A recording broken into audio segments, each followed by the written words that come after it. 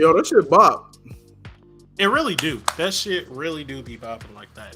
What up, everyone? What up? What up? What up? Let's welcome back to another episode of Because of Fergie. I'm your boy, Broads in Atlanta. This is your boy, Jarrell. I don't know what to call you today. I literally blanked on a name today. How about like just Jarrell? Jarrell is good enough. It's a solid fucking name. Strong name. What up, Quentin? Jarrell Lontrarius Cunningham. Lontrarius? Spell that right now. Lontrarius. Lontrarius is spelled L apostrophe O. Oh my god. Oh my god. Squiggly line O. That's not even long. Where the hell is your green shirt or St. Patty's Day shot? So do you see the background? Why am I not centered? Is my shit turned? I'm gonna be straight up with you. My last name is Cunningham, and I got that off of a slave master. So you're welcome. The slave master name doesn't count. I mean, you're right. Hello, Liz. It's always I don't have anything green to wear right now. I thought hello, my love, shirt, but I packed it up. So this is what I have on. And then I didn't want green hair. I wanted my fuchsia hair. So I did that. So I did the background. Background's good enough. Also, I don't have any booze because why buy booze for one day where I'm not even staying up tonight? I'm going to bed. That's also a very good point. We have to go to sleep because I have to be verbally harassed tomorrow. I didn't even know it was St. Patrick's Day. You do have to be verbally harassed tomorrow. Anyway, how's everybody's week going? Missed you guys. Missed everybody. Hello. Hope everybody's having a great week, great day, great month, great year so far. We made it to St. Patrick's Day. Time's going fast as shit. Miles, how's your week going?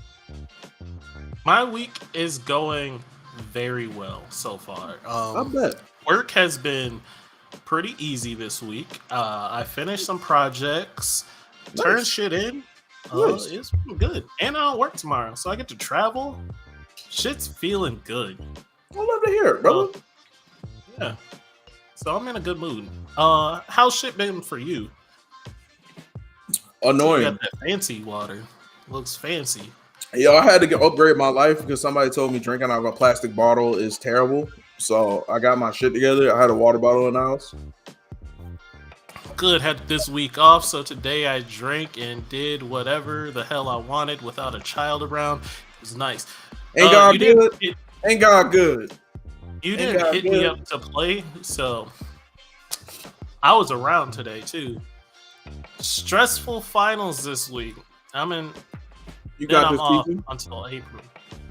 Oh yeah, you got this, Keish. Handle that business. You got this. You got get that schooling done and shit. I got work as usual. I mean, hey, get that paper. Get that paper. I'm fucking with it. Right?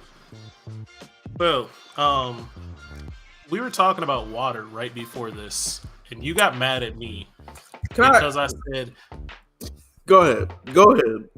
You got mad at me because I said I ran out of water, and you were like, how do you run out of water? You just turn on the faucet. I'm like, I don't drink faucet water. And then you got upset with me that I don't drink faucet water. That's not what I got upset about. What was your rebuttal to I said, what are you going to do? What are you going to drink? Drink my oat milk. That is disgusting. Lizzie, let's go out tomorrow. Drinks are on you. On you. I like that. At least one drink.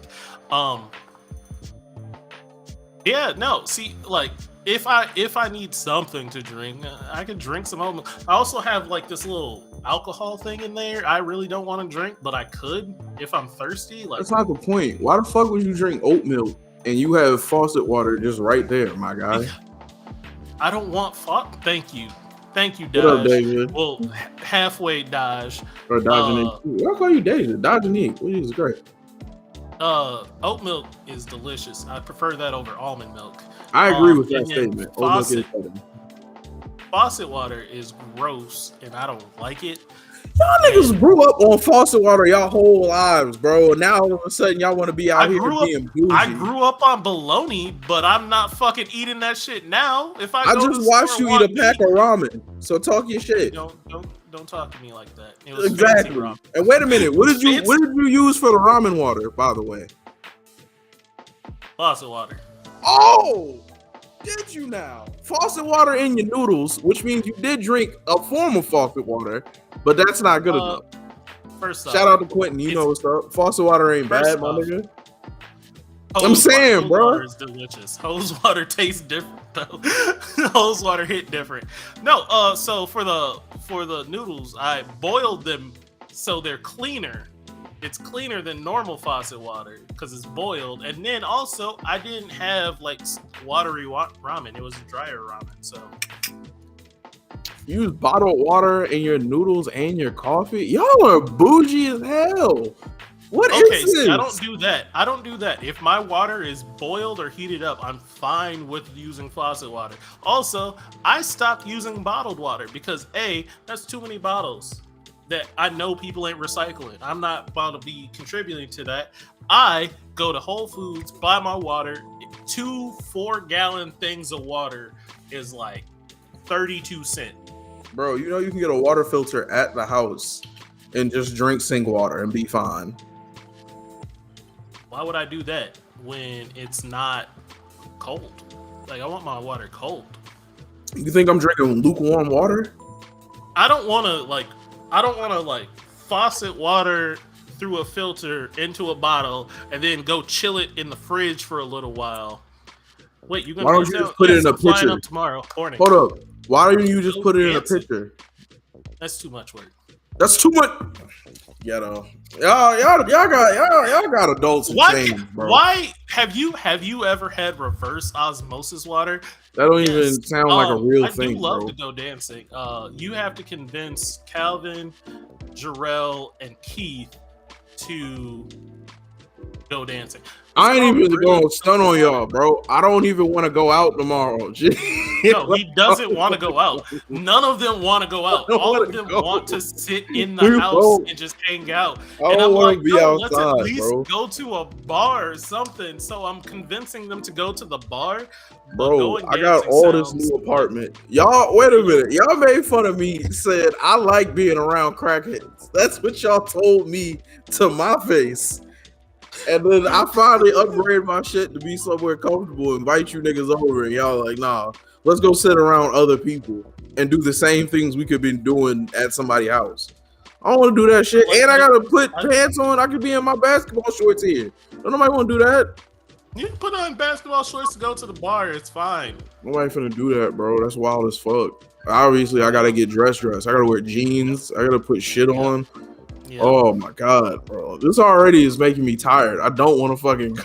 Nigga, I'm about to be up at 3 a.m. to fly there. That's like this is my brother. You decided to take a 3 a.m. flight to go to Minnesota. Nobody told you to do that. Nobody twisted your arm. Flight that was affordable because all the other flights were like $400. I promise. It's between you and the God you serve, but I'm not. That don't have nothing to do with me going out. Lazy. It's lazy to want to go out. House. Why are you acting like we're not in the whole ass pandemic still? Why are you acting like a bitch? Sorry. Wow. Just attack my character. Apologize. That's fine. You know what? That's cool. That's fine. No, go crazy. No, go on. Because it's your turn to get shot. I want the same energy. Yeah, the apologies right after? Yeah, I expect that. I apologize right after. It was just residual heat from earlier conversations. You need to go to Minnesota. Yeah, do you though? Because like Minnesota ain't even all that. And yet you flying in, bro. Yo, this nigga Miles is wild, bro. Jarrell Lontrarius Cunningham. Did I or did I not tell you for the longest time that I was like, man, I don't even really want to go. But I'm not about to disappoint my God, baby. That's between you and the God you serve, sir. I'm just saying. I would have assumed I would have Keisha, zoomed that you right. birthday in and called it a day. You is right. He is acting like he's 65. No, Yet, I'm if not. you ask I'm acting him, like but if I'm you acting like ask I like him, my house. I got if all you this ask shit in him, my I'm house. the All this old man. internet, all this fucking TV, all this actual clean water I can drink. I just did grocery shopping, all this shit. Look at this. We got snacks. We'll Listen, figure you it have to out. respond for us to a chat. What up? Hey, what up, Walker? Miss you, homie. I don't look like Lucky Charms with that colored hair. I don't know what Lucky Charms you eating, but taste the rainbow. Yeah, look, wait, hold on. Asking everybody else in the chat, do y'all think going out is still like fun like that? It's just mid now. I don't think it's as fun as it used to be. First off, it's definitely mid. If it wasn't for y'all, I probably wouldn't do it. But because we don't want to go. What do you mean if it wasn't for us? We don't want to go. But see, I sit in the house all the time. When I travel, I want to go place. Like I want to go out. I don't want to go. I don't want to travel like thousands of miles to Minnesota to go sit in your house when I'm sitting in my house all the time talking to y'all. My house ain't your house. My house better. Same. I don't want to be in the house. I want to be out. I want to see. All right. Well, you can sit in the hallway and we'll sit in the house and then we'll call you and then we'll tell you what's up. But why do we gotta go outside to a bar drinking? Bro, you know how ghetto a bar is? We drink out of cups that other people have drunk out that same day in the middle of a pandemic, bro. You know what, dude? That don't sound ghetto to you? That don't sound ridiculous to you, G? Sounds like you making excuses. Hold on. Listen to your friend. Hi, Amy. Listen to Heather. It's not as fun now. I'm with you, Gerald. I'd rather sit in my house in my PJs, drink and talk, or even house party vibe. Now, I tried house partying with them, Heather. You want to know what happened during that house party? You want to know what happened? We got together. I was drinking. Everyone was. But then we played Uno, and everyone stopped drinking. And then we watched a movie. They turned off the lights and all sat on the couch to watch a movie. And it wasn't even a good movie. It wasn't a funny movie. It was a weird-ass movie about a goat child. I didn't pick that movie. Goat child. And it wasn't even in English, I'm pretty sure. I was flabbergasted, dumbfounded, and mad all at the same time. Girl, take Miles to Mall of America and do axe throwing. See, that sounds fun. That's an adventure. Yes, we play Uno and it got aggressive. Listen, bro, got aggressive. The Uno was the fun part of the night. Miles, we worried about you, all right? In your ripe old age, you really can't be outside like that. You get sleepy easy. You the one acting 65? Don't put your age constraints on me. Miles, what are you gonna do if we're in a situation where we gotta run away? All right, your knees can't handle some shit like that. It's too much. I hate we can't carry you out the club, my nigga. If shit go left, let's just be practical about this. You see, this is what I deal with. This is why I shot him earlier. This is why he got shot, because I knew he was gonna say some wild shit to me. You know what? All right, man. Look. It was peaceful until you got here. We will go out to the bar. And I don't even want to do anything big. We don't need to go dancing. I understand y'all want to like stay home and braid each other's hair or some shit. I don't know. We going to the bar though. I don't even have hair like that. Why would you say that? Why would you say that? You go karting at the same place. Well, go karting is fun. No, age ain't got nothing to do with it. It ain't no old ass lady. Yeah, Amy, you be on other shit. Amy be on boats. Amy be chilling. Amy be doing all types of shit. I'm going to Florida with Amy, and we will go out. How about that? How about I don't even go to Minnesota to hang out with y'all because y'all want to sit in the house. I'm ready to go out, and I bet Amy is fun to go out with. So I'm doing that. Right? Ready? You ready for my sad face that you not coming? Ready?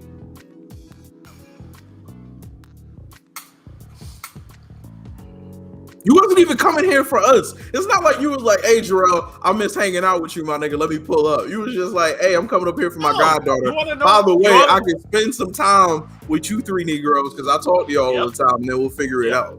It's not even for us. Don't make it seem like it's a trip because you want to hang out and be in our presence. It's not exactly really what it is. My god baby is definitely more important than y'all. Don't get it twisted. However, did I or did I not be like, man, I kind of miss y'all niggas. Y'all niggas should plan a trip down here. Y'all niggas should plan a trip down here. And then everyone was like, yeah, let's plan a trip to Dallas. Let's do that. And then as soon as I was just like, oh yeah, the week y'all trying to come, it might be a little expensive because y'all want to travel during fucking peak hours. Y'all want to travel during spring break. I'm like, that's going to be expensive. And y'all like, we'll see. And then the prices got shown, and they're like, paying that much to travel? Nah, I ain't even doing that. I ain't doing that. I'm canceling. And this is after weeks and weeks of trying to get y'all to be like, pick a day. Just pick a day. Pick a day. That's all I said was pick a day. I'm available all the time. Y'all niggas could have traveled down here, but who didn't want to see who? Y'all didn't want to see me. I just want to say this. Was I the reason we didn't travel? You didn't pick a day? I should beat your ass right where you sit. I should whoop your ass. I should whoop your dreaded ass right where you sit. First of all, Negro, I was down to go. I said I'm down. I'm still down to go. Then you said you had a plan for the middle of the fucking week, or for the middle of the month. I was like, cool. I still wanted to leave at the end of March. Then the other people involved, who shall not be named, but definitely are on a date with each other right now, they were the one moving dates around and doing all types of funky shit. And then we ended up having to push it back. Like that. They can go to hell too, bro. Well, one of them. The other one didn't do anything. But you did. In general, my god babies are more important than y'all. You have more than one god kid? Yeah. Why are you assuming? I have Avery, and then I have Azariah, and then I'm not her actual god baby, but Isabel is also important to me. So you really want to be a father in all forms. It is hilarious to me. Oh my god. I didn't choose to be the godfather. I was picked to be the godfather. Do I think it's an honor? 100%. Who's on a date? People in love. People in love with each other. People who are afraid to be who they really are. People who are afraid to live their truth, even though we, as their friends, have accepted the truth of them. Stop shooting them. They ain't here to defend themselves. Stop shooting at them like that. You want to know why they ain't here? Because they're somewhere together. You were chosen. That's right. I was chosen. Don, we will play again someday. I was in a very stiff competition, so you can't really be on very stiff competition. So like, I literally play 2 games really right now. It is it.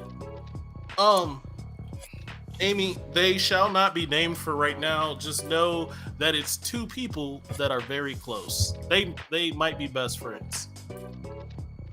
Lovers. Anyways, today on today's show, we're talking about a few things, actually. We are talking about one very big thing, which is rejection. We won't get into that right now. I want to first talk about the smaller topic, which is it's pretty much just a comment on this post that I was talked about. Is it my kid? No. Well, no. Your kids don't respond. To you? So the post, yeah, to me. Just to me. They respond to Jarrell. Jarrell's cool. I am violent. So the post that came out, it was my friend posted it, and she asked, or it was a question kind of thing. It was like, do girls ever think, damn, he's been through a lot, let me fix him? And she immediately just killed that whole thing. Was just like, Absolutely not. We ain't out here saving, or no, absolutely not. You better go find God and a therapist. And I laughed my ass off at that. And then I was just like, what if we, instead of saying fix him, because that's aggressive, let's say help him. Like, oh shit, he's been through a lot. Let me help him. And she was just like, see my previous answer. This ain't build a nigga. And again, fucking hilarious. I love her so much. So yeah, hell's no to the no. Hell no to the no. So like I know Jarrell is very big on the whole fix yourself. You got to work on yourself. And I agree with that 100%. You got to work on yourself before all that. But I just do think it's kind of funny because like I feel like some people do want to help others. Do you? Do you?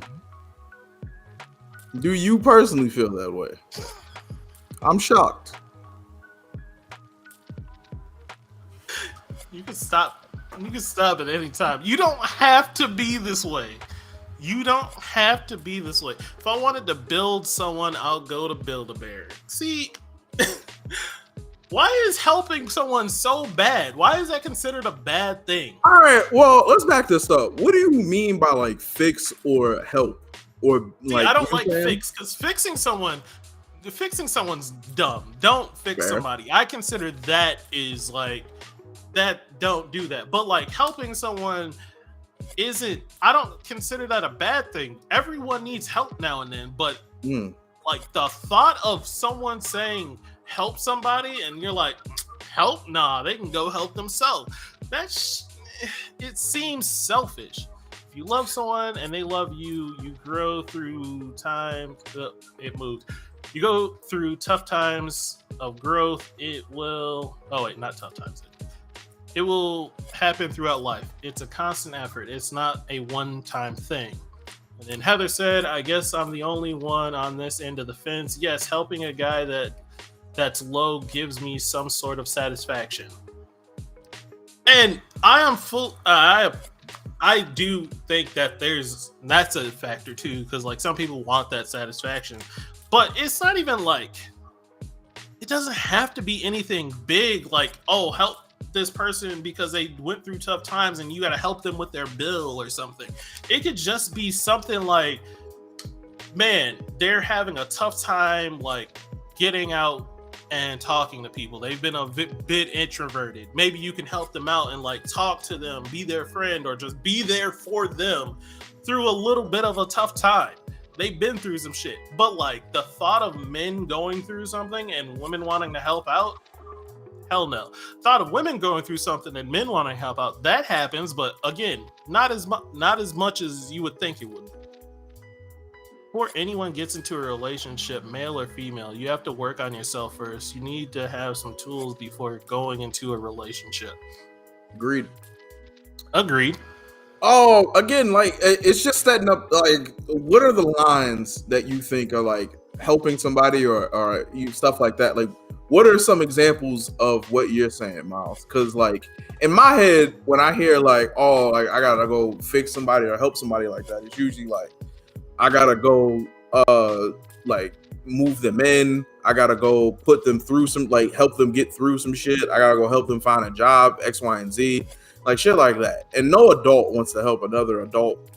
Really, not no adult wants to help nobody do that. It's just nobody just wants to do that for somebody they ain't really rocking with like that. It's usually some other stuff that comes in the back end. Either you've known them for a minute and you like, oh, tough times are happening, let me help you get back on your feet. That's one thing. But if it's romantical interest, like I have a romantical interest in you and you're also falling on tough times, then the waters get kind of murky. Like, I don't. So I ain't fixing a motherfucking thing. I think it's in a return of investment. If there is someone that is beyond help or don't benefit you in return or give an equal amount of energy you try to grow them with, stop. I agree with that statement a lot Solid line, Walker. because Solid. yeah, Agreed. that is a solid thing. I fully agree with that one because if you're just putting in the information, like if you're putting in the energy to help somebody and they're not trying, like they're not putting in any energy themselves, just stop. They're not what you're not helping them. You're just enabling them. But I think some people do kind of need help in certain situations, like not need help, but like it gets harder and harder to ask for help, especially when people say, I ain't helping fix anything. I'm not helping you do anything. You got to figure this out. You got to do this on your own. And there is certain things you have to do on your own, like personal traumas and stuff. Those are certain things you do kind of have to do on your own. You can't rely on somebody else to help you with that. But also, like, just having someone there does help. Like, you could still be working on it, but being like, hey, yo, I just need you here during my really tough times. I'm working on this myself, but like during those really tough times, I may need you. And that is the other side of the coin of, oh man, this person's been through something. Let me help them. But then people say, absolutely not. It depends on the action. But also, like, what is the help that you're giving? Like, again, moving somebody sometimes in, just not your being homie there is or enough. that's like close to you, that's aggressive. That's aggressive. Or, letting somebody use your social security number for something. You feel me? This Aggressive. is sounding like a no for me. But I mean, personally, college had a depends. romantic interest in a guy that was struggling, and yeah, help made me feel good. And I don't know, maybe thought shit would take off. I don't know. So that is a thing that happens, is like you help somebody, but you kind of are helping them for your interest of blossoming something. That is a kind of a toxic thing. I used to do it a lot. I stopped doing that. Don't do that. But I'm not stopping helping somebody that needs help at this point. And you are thinking physical help of like helping someone move. That is aggressive. Don't ask me to help you move unless we've been friends for a solid amount of years. Or like we close to do something. Or you paying me. Also that. But like I'm talking about like there could be like smaller things. There's mental things. There's like one of the things that you helped me with, you didn't even realize you helped me, is that I was going through my mental thing, and just having you to talk to every now and then, that I can call up and just chat with you about nothing. That helped me. So that's helping someone. I went through some shit. I needed a little bit of help to get fixed, and somebody helped me. Right. I'm with you. But we partners. Like, I roll with you. You my homie. We cool like that. You know what I'm saying? It's just, that's a lot of it's aggressive to do. All right, so it's aggressive to do with somebody that you have romantical feelings for, because then you feel like maybe if I do X, Y, and Z for them, they'll see me in a different light as somebody that they can be with. And that's a big no-no for me. Don't do that shit, bro. And I highly suggest against it. Yeah, manipulation. Right, because if you feel like if they don't reciprocate those feelings to you and everything like that, your help isn't coming from a genuine place of help. It might be coming from a genuine place of helping them, but if they don't really give you the feelings back, you're gonna be like, damn, you're gonna feel a type of way behind that. So I wouldn't suggest it. I wouldn't say do that shit. But if it's if it's your partner, if they need somebody to help, like talk, or you know what I'm saying, they need help with something. I know in my life, I've had plenty of people give me a helping hand and help me get out of terrible situations. And to those people, I'm forever grateful. And they helped me get to the position that I'm at right now, which is cool. But like I said, even then, if they didn't decide to do that and everything like that, I would have to eat that on the chin. And I'm cool with that too. I wouldn't hold that against them. All right, so like, let's say I'm gonna talk about a different side of this, which is more the romantic side of it. Let's say you were interested in a girl and she had met pretty much all your criteria for someone that you're interested in and could date, except she like I don't know what some of your like complete red flags are, but like Pooping with the door open is one. You gonna come to my house and poop with the door open, bro? Like let's say she lived at home or something. I don't know. I About don't think me? that's a big deal for you, but like What? for some people, living at home is a big deal for them. Like living with their parents. Why? Rent be high, bro. What the fuck? You think we want to pay these bills? I wish my parents would be like, bro, you ain't gotta pay nothing, bro. Figure it. We'll come back home. We'll give you a whole area set up. You set. I would love to do that. If you poop with the door open, you have no empathy for people. I'm trying to tell you, bro. I'm trying to fucking tell you, bro. I'm trying to tell you. That shit is weird. Why would you do that? I just wanna say, I poop with the door open, but I live alone. That don't make it better, my brother. That don't make it cool, my G. You gotta calm If that down. someone's here, bro. I'm closing the door. But So I weird, live bro. alone. Why are there closed doors? Because some doors It need to doesn't. be The closed. Some only things door need that needs to be contained. there's few doors that need to be closed. Cabinets need to be closed at all time unless you're grabbing something from it. And my front door, only doors that need to be closed. I have a door that's closed right now, and only reason why it's closed is because I can't have both doors open at the exact same time. Listen, you pay your own bills. You buy your own drawers. I You pay handle my your rent own here. business. Exactly. I You pay can make rent your own rules for your house, and I agree with you, and I'm happy for you. However, I look at you as the nastiest human being I've ever met because that's fucking disgusting. And you need to pray, and you also should be ashamed of yourself a little bit, just a smidgen. But I rock with you. Bathroom I doors hate should how- always be closed. I don't even like that mine's is open right now. I don't even use the bathroom. It was just open because I came out of there to wash my face. But I don't even, it's bothering me. Throws me for a fucking loop is that how much you want. This is completely off topic, but how much you want the bathroom door closed. All times, especially when pooping, but most of the time, you want the bathroom door closed, but you won't shut the lid before you flush. And like, I told you why you should do that, and you was just like, that's dumb. Nah. And I'm just like, why? Because like, Why if you be just leaving out don't close context and stuff? We don't even have to do all this. Like, we don't really have to get deep into that conversation. However, You call, fine. but you call me the I'll change it. nastiest nigga Fine. you And know. tell you what, I'll make you a deal. I'll close the lid every time if you close your bathroom door. Exactly. Now, who cares about themselves?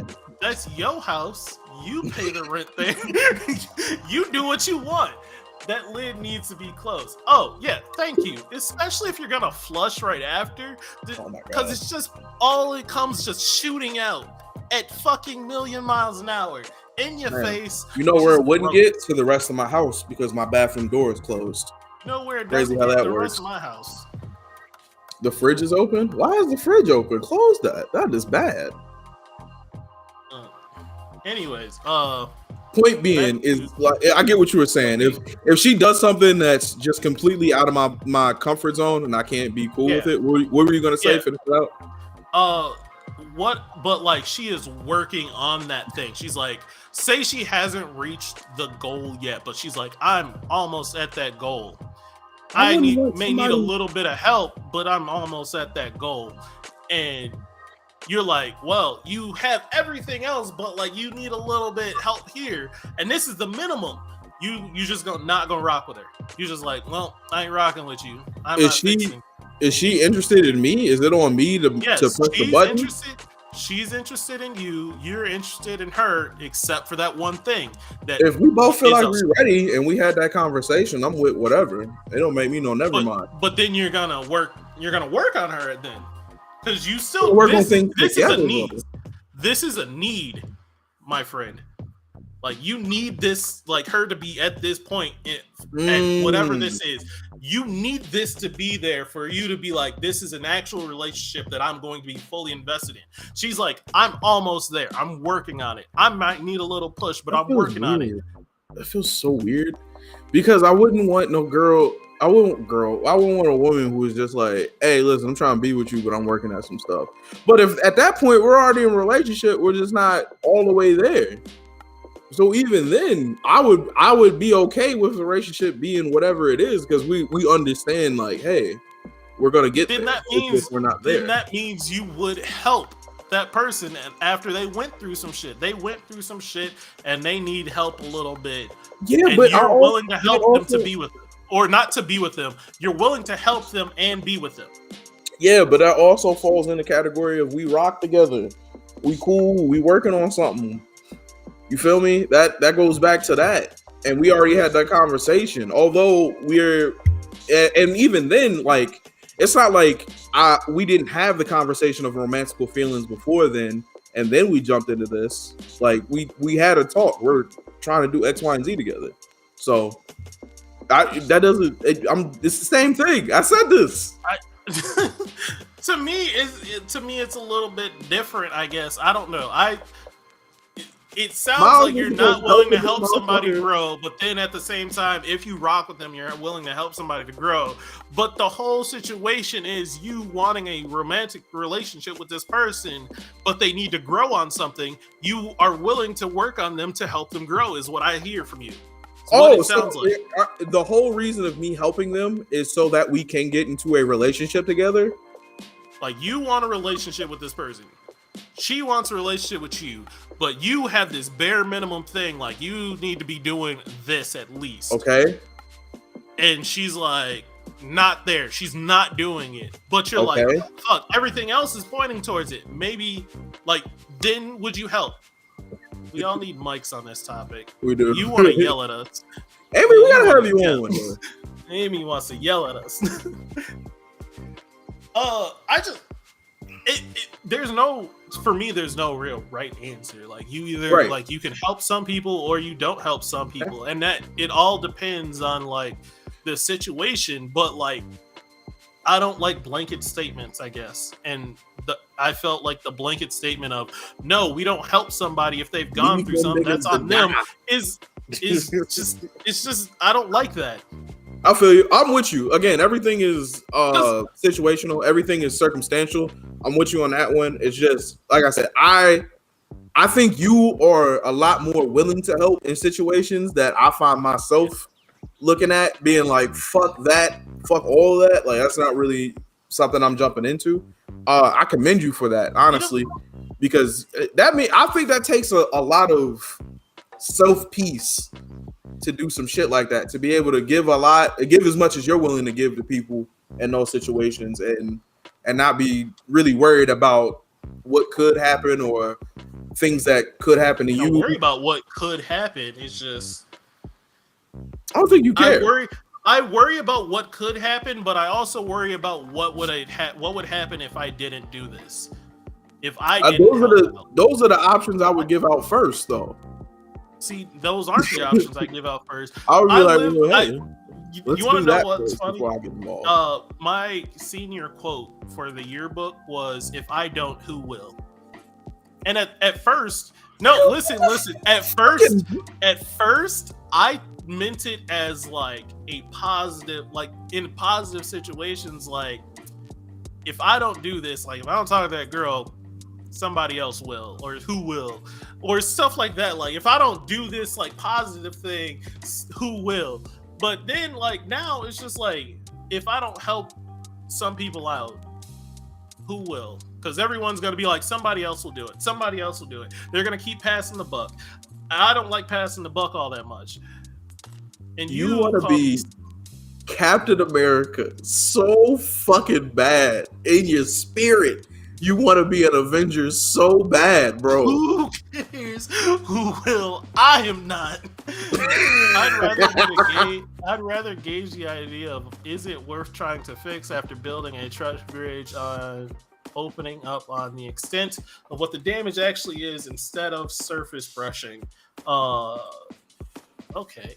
It depends on the situation, but if we only dating, no, because we just see if we're compatible. If we're in a committed relationship, then it's a different story. But all right, so let's neglect, or not neglect. Let's swipe away relation or romantical feelings for a person. Let's just say somebody went to jail. Like they went to jail For what? Let's say a non-violent crime. For what? Or something. Wrong place, wrong time. It was with the wrong group of people. They did something. They didn't do it, but they was with some people, and now they're in jail. Okay. But now these people, like when they get out, they may need a little help. They're trying to make amends, do better, not be around these people, but they may need a little help. Same situation. They went through something. They went through something and make better call. No, we changing the subject. I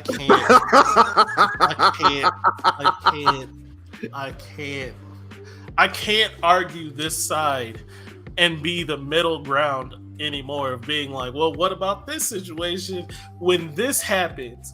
When Better Call Kim happens. Yo, yeah, real spill. Honestly, Miles, again, man, I really do think in your heart of hearts, you're like you're really trying to be a hero in life, my guy. And I commend you for it. Honestly, I do, from the bottom of my spirit. I really do. But yeah, like I said, I know what you're willing to do in some situations. I think that's going way above and beyond than a lot of things that I would be willing to do if I was in those situations. I think that's kind of where we're at with this. That being said, I do agree with your actions if I fuck with the person in a heavier aspect. I guess like if it was you or if it was one of the homies or something like that, completely different conversation. Like there would be zero question about it. I got their back. But I think your willingness to look out for such a wide array of people, whether you're cool with them or not as cool with them, is really a dope standing on your behalf, man. I really do think that's good on you. Woo! It's a thing. We can put a pin in that. We can put a pin in that. It's an interesting thing. I don't hang out with prisoner friendships nor relationship. Prisoners, friendship nor relationship. I just meant like helping out people. You don't even have to be friends with them, but like you don't believe in any kind of a rehab program. As soon as someone fucks up, they fucked up forever. You believe in you being a rehab program? No, not me, but like would I help somebody get into if somebody is on drugs and they need to get into rehab and I tell them they need to get in rehab and I help them get into rehab, I'm fine with that. I'm not being the one to like fully help them, but I'm helping. Other people are just like, nah, I'm not helping. If you're on drugs, see you later, cracky. One of my favorite quotes in life is say you have a crackhead and a recovering crackhead and they both ask you for $20. You would think about giving one the $20 over the other one before you tell both of them no and then walk away. You feel me? So, but you would give out $20? No. See what I'm saying? But you would think about it, right? No. You lying. I know you would. No, I'm not. I'm really not. I've been in that situation before where a recovering addict asked me for money, and I was just like, what do you need it for? And they're like, I just want to buy a few things. I'll go to the store and help maybe, but then I ain't buying you none. Or I'm not buying you none. I'm not giving you the money. Y'all are funny, man. Y'all are hilarious. Can get the middle finger. All right, man. Let's get off this topic. We've been here for forever. Yeah, let's get up off the topic. All right, next topic. Next topic is rejection. I had to think about it for a second. Rejection and how to deal with rejection. Huh? We had 3 topics today, didn't we? We did. Oh my god. The second topic was rejection. The third topic was future. There we go. Or no, was it future or just like I don't remember. You did that one. It was whatever you wanted to talk about with like how things are going and how things you see in the future and making steps towards that, I think. We'll figure it out. Let's get to this one. Yep, rejection and how you deal with it. I made a post about this one and post got a lot of comments on it. But again, I feel like people are thinking how, like, me asking them, how do you deal with it? Like, I feel like it's not coming across the way I want. I wanted to know how you deal with rejection as a person. And then also, like, do you think, well, I'm going to ask you, do you think men or women handle rejection better? I can't speak for a woman because I don't have a vagina. So, or, I don't know. I can't say. I can only speak for me and my experience and the people that I seem to surround myself with. A lot of people handle rejection. The people I'm cool with handle rejection pretty okay because they understand that it's part of life and they can take a L and know that, hey, if this didn't work out for me, then the next thing will come. In my past, I was around a lot of people that took rejection, a lot of males who took rejection to the chest and took it personally and everything like that. And I get that. Again, when you invest yourself or when you're emotional about shit, and it doesn't go your way, sometimes that can be a little bit difficult. And I understand that. Me personally, I handle rejection as almost a relief. Like, thank you for letting me know not to waste my time here. And I can go and move on to other things and put my energy into other things. And I actually appreciate that shit. I appreciate being told no in situations. So that way I know where we stand. I'm not going to also say that it's not that I get emotional about it, but I do take it somewhat personally because, like, how dare you tell me no? But I get it. That works for you. And I'm happy that it works for you. And how do I say it? If I'm not what you want to help you be better in life, then I hope that you find the thing that you're looking for. As for me, I will continue on my journey to better myself and put myself in better situations. So I don't go crazy over it. I just kind of laugh it off and keep it pushing. But again, like Lizzie said, there's dudes who don't really know how to take a L. Those dudes who take that shit personally and lash out and don't really know how to act. And I'm like, yo, where is that fucking coming from? Like, you really, like, where in your spirit is fucked up that you feel like throwing out a grown man temper tantrum is the way to act? That's just wild to me. That is very wild. Maria said the way it's handled varies from situation to situation. Now, someone like rejecting you versus you rejected from a job you wanted. All of it gets the same energy from me personally. Fuck that job. All of it gets the same energy from you. I handle that with different situations, and I guess it all depends on, like, my level of fuck, I guess. Like, how much I gave a fuck. Because, like, if it's a job I really wanted and I tried really hard for that job, like, I updated my resume, I put on, like, the special shit, I took tests and certifications to, like, boost my chances for this job, and then I don't get it, I'm salty about it. Because I'm like, yo, I wasn't a good candidate. Like, what am I missing? What am I missing to be a better candidate for this job? And you say no, but like, so this is a career. My career, yes, I'm missing something. I wasn't qualified. Like, I didn't qualify for this job. They chose somebody else over me, meaning I'm missing something. That don't mean you don't see it this way. You ugly anyway. I'm saying that don't necessarily mean that you personally are missing something. It's just you're not what they were looking for, and that's fine. Yeah, but like, if I wanted this, I am missing something to qualify for this job, is what I'm getting at. I don't like you. Don't see it that way. I see it that way because I am in my career. All my jobs are essentially the same outside of experience wise of wanting different things. And like, outside of me not having the experience they wanted, if I had the experience they wanted and somebody came by that was like better than me, it sucks, but also it's just like, I handle it. I don't send them an email like, yo, what the fuck? I'm the best candidate in the world.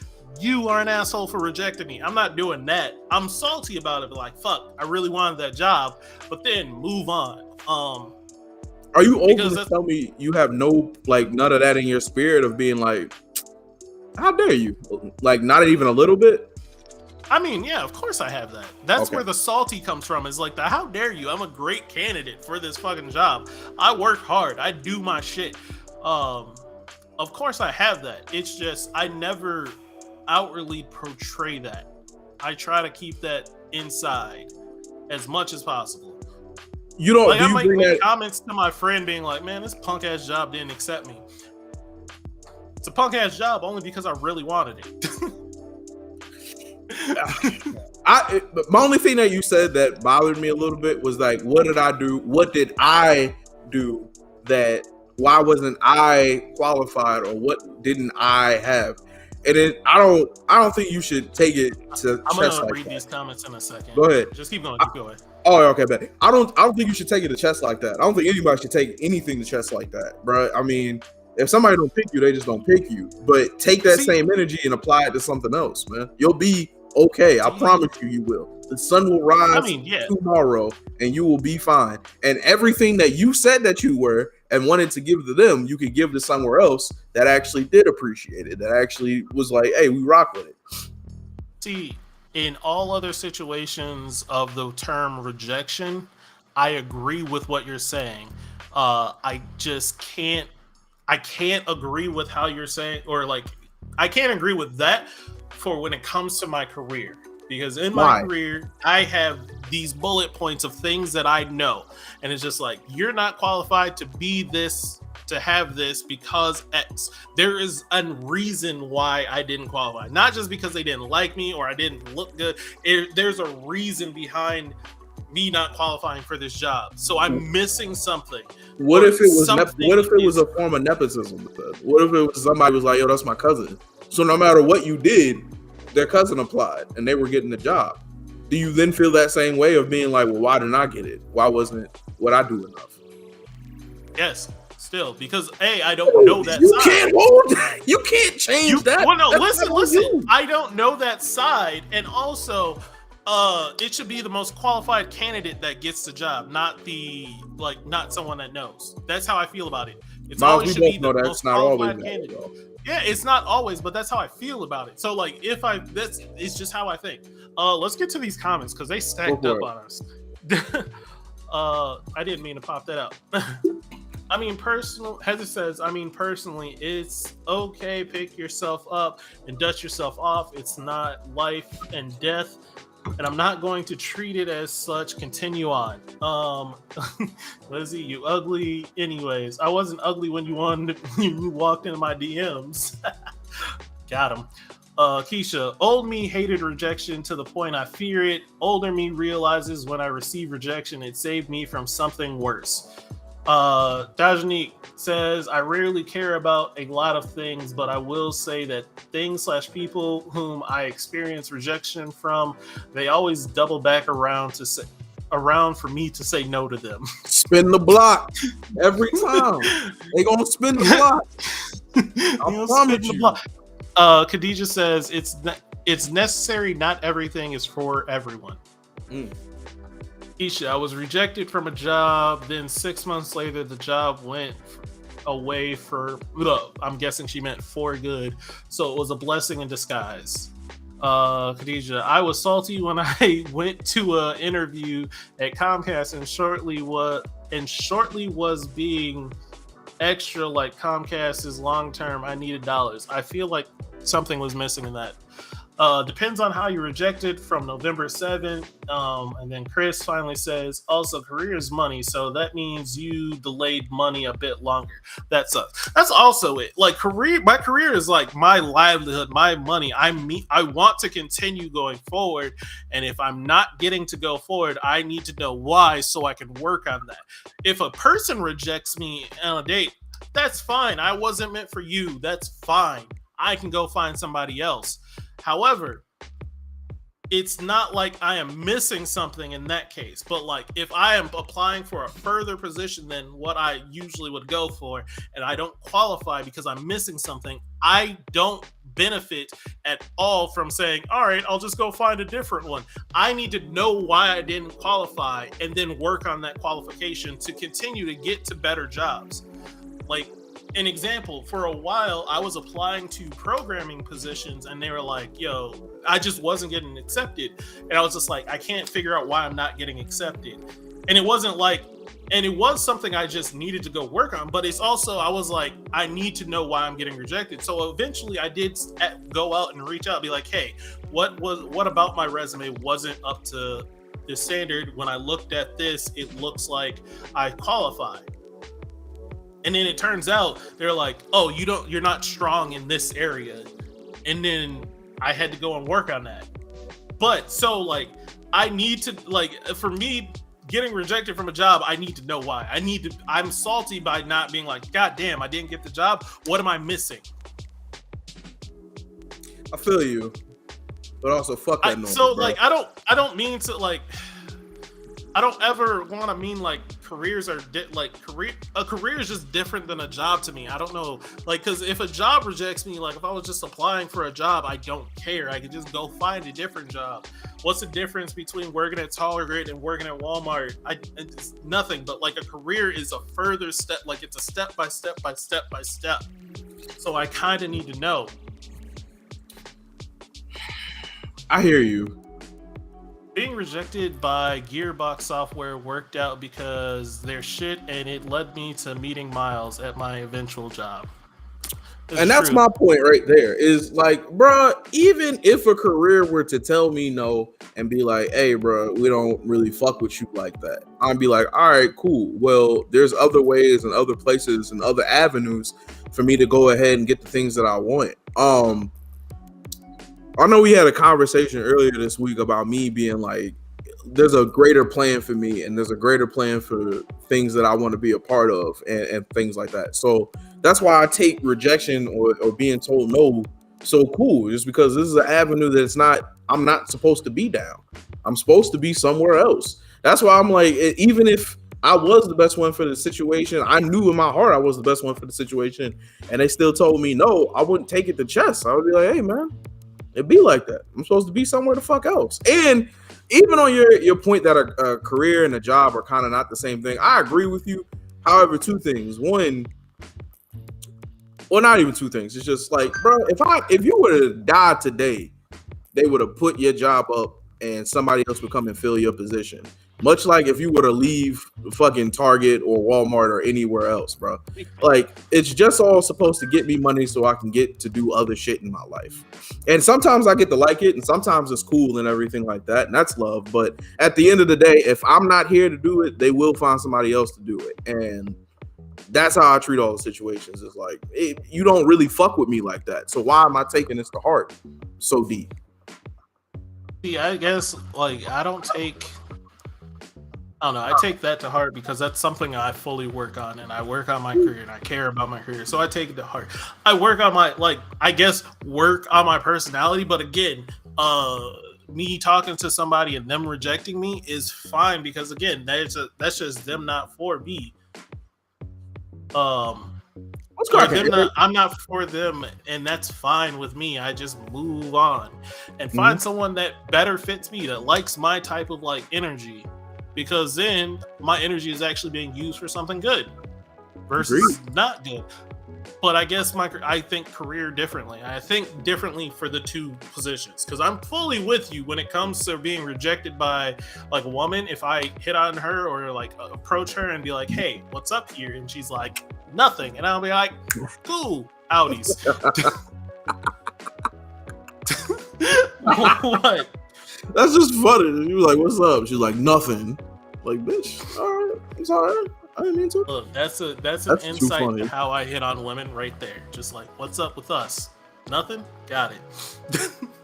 Too funny. What's the most aggressive way you've been rejected by a woman? So most aggressive meaning like the one that hurt the most, or however you interpret the one that like just was like straight up like yelling at me rejection or something like that. However you interpret it. The one that hurt the most is I had someone laugh at me. God damn. How old were you? Yeah, I know. I don't know. I was in my 20s. Oh, god damn. Really?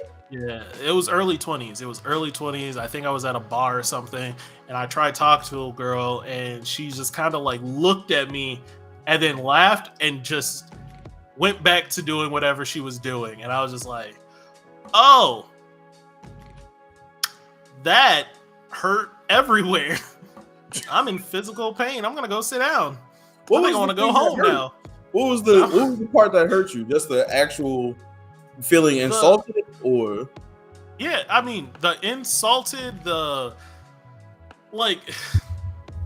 fact that she laughed, the fact that me approaching her is laughable hurt. And she's just like, oh, you thought you had a chance with me? That's funny. Look at you. That's how, like, it hurt to go through that. And I could look back at it and laugh because, again, I moved on from that. It hurt at the time, but, like, I promise you, like, 5 minutes later, I was fine.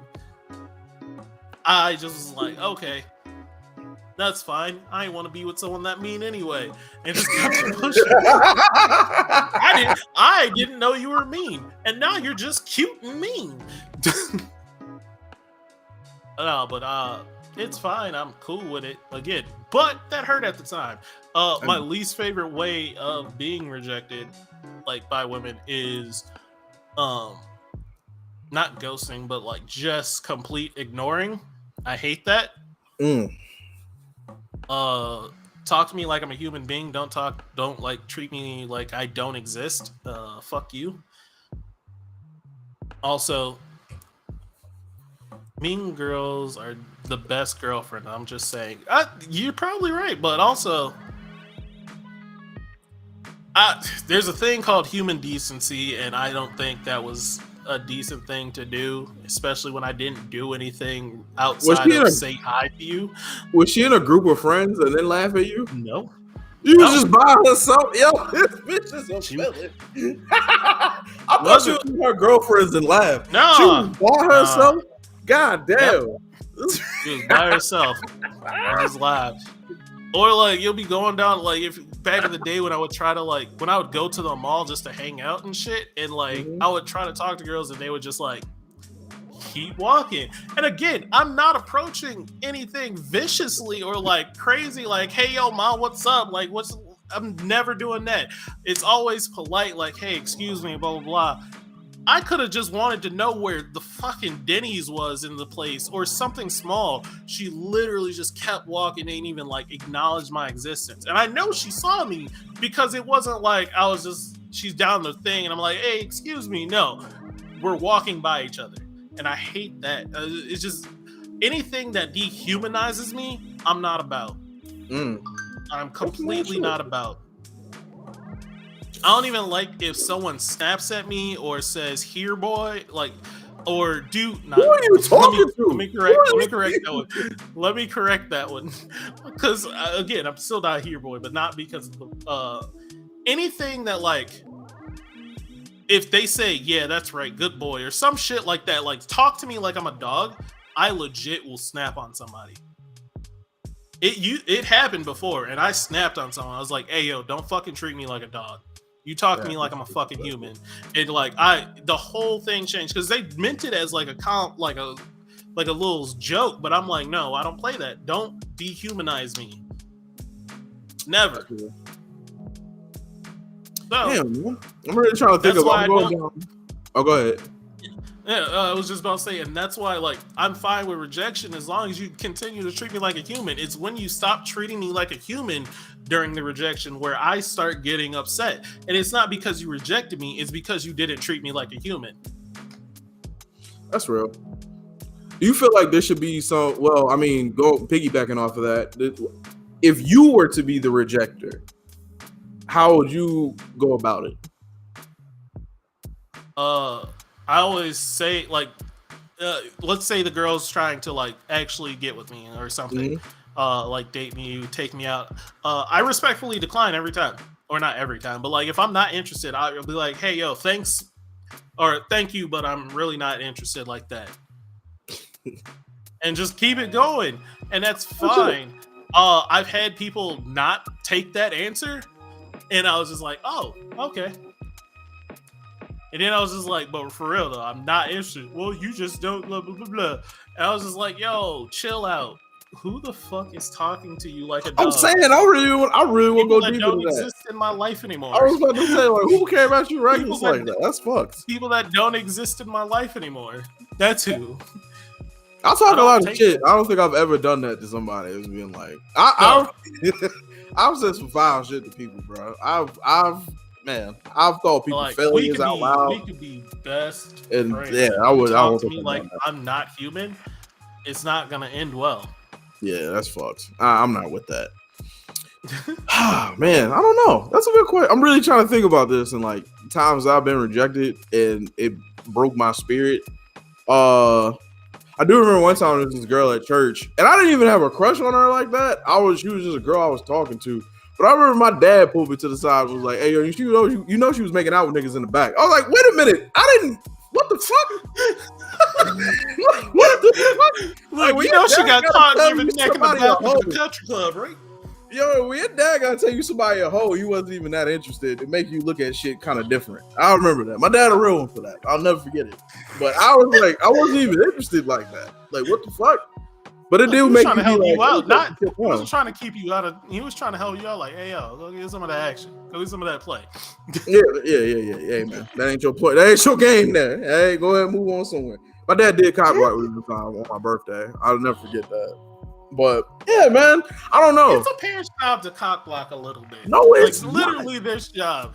A little bit of their job to cock block for at least. My mom would never do that to me, bro. My mom would never set me up for failure like that. What's up? Pause you right there, because I heard a story about your mom today, or not today. I heard a story about your mom this week that makes me think otherwise. Because I'm pretty sure she often tells you, James, these your kids. James, your kids is sick.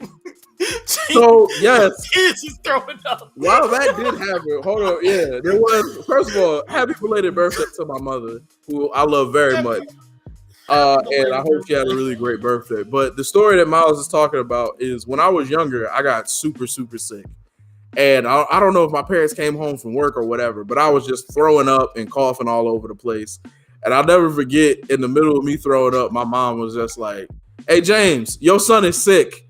And she talked to me like I wasn't even a person she really knew like that. Like, you're supposed to be my mom's, and I'm in here fighting for my existence, and you just gonna talk to my dad and tell him to come fix the situation? The hell? Like, Jesus. But I get it, because she ain't want to deal with that BS either. And as an adult now, I can see. She didn't even want to say Jarrell is sick. It would have been cool if she was just like, "Hey, yo, James, Jarrell is sick." That probably would have been better. She's, "Your son is sick." Your son.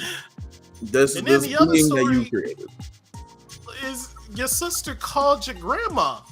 Oh, yeah. There was another time. I don't know why I got so many me being sick stories, but there was another time where I was working at the airport, and I was like, there was a cruise ship that had some weird sickness, and they came through our airport, and I ended up getting that shit. So I'm like throwing up. I can't hold food down or anything like that. And at the time, neither one of my parents really gave a damn. They were just in their room dealing with shit. And I remember my sister was on the phone with my grandmother, and she was on the phone with my grandma, and she was like, "They don't care about him. He's sick. They need to take him to a hospital." And I remember my dad being like, "Hey, don't be telling my mom that, yo." But my sister snitching on my parents got me sent to the hospital, and I got medicine, and everything was better. So those are stories about my parents. They very much love me and care for me, and I know they do. But those are because some of these stories. Yeah, I'm sure. But my mom would never be like, "Hey, by the way, like, why don't you come back in the house when I'm outside with my girlfriend?" Like, why would you do this? Why? Y'all got other hobbies. Go do those. You got other hobbies. Leave me alone. Oh man, that's funny. That is funny. Real shit, man. Real shit. Chris said I got straight up Mufasa. She said before sunrise, she's your son. That was real shit. I fucking love that line. And you ever say Man, I had one time I was working and I work from home, but I was just like, I let my boss know, like, hey, yo, I'm sick and I really can't do this right now. I've tried, I've been sick all day, but I've been sitting here all half day. I can't do this right now. I can't. I need to go lay down. They like sent me back. They was like, you sure you can't finish out your shift? No! Nigga, I'm sick. No, I can't. I don't fucking come if I'm sick. I remember one time when I was working at Greyhound, I lied and I said that I was just stuck up in Duluth. I said, hey, man, on my days off, I went up to Duluth. Car broke down. We just stuck up here. Wasn't true. I was 100% in my fucking room. I was actually with my girl at the time. Well, my girl. I was with my girl at the time.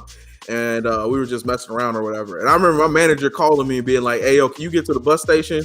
We're going to let one of the Greyhound buses in Duluth pick you up and take you back down to work. I was like, sir, what type of hellscape are y'all in that y'all need me to get to work this bad? Like, just let me have the day off.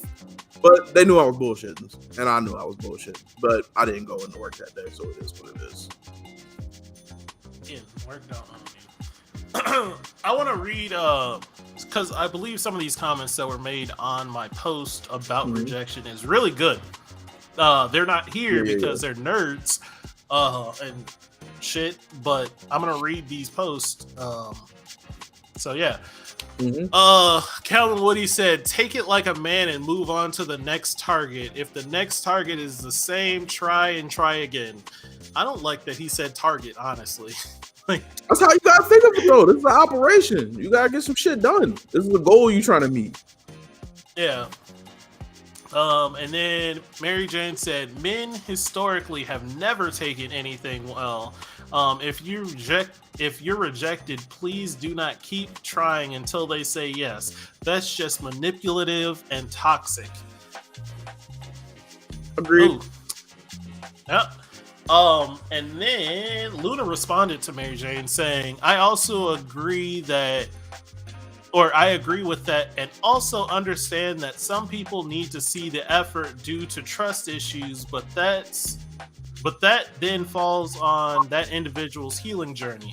But definitely understanding that no means no at this moment, but could change to yes later. I don't know if that makes sense. I can kind of see where she was going with that. It didn't make full sense to me, but I can kind of see where she's going with that in the sense that, like, it's kind of how they respond. If they're just like, no, that's no. And then no, not right now is a bit different. Or like, hey, I'm on my journey. I'm dealing with shit. Don't do this now. Journey. I sound funny, but I've never been hit with that. I don't know how it would... Like, I would take it, but I would be like... told me that they're like, I'm on my journey. Like, I'm dealing with my shit right now. I don't want to date. I take that as a no, not right now. I don't take that as a full-on no.